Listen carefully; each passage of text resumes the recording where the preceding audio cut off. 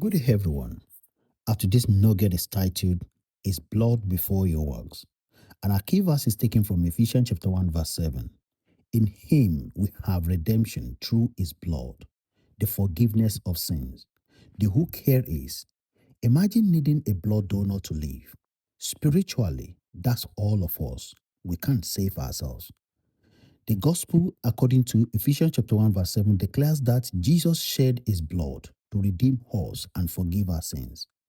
He didn't just give advice, he gave himself on the cross, paying our debts.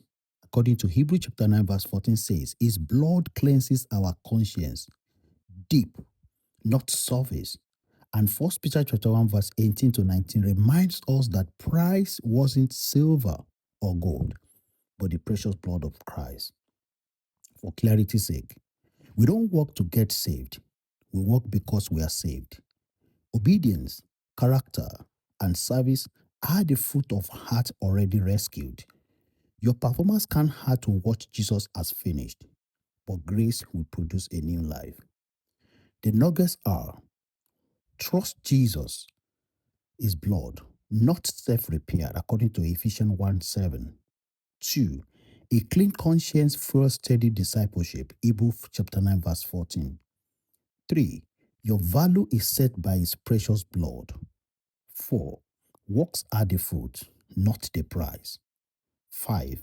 Share the donor, point someone to Jesus.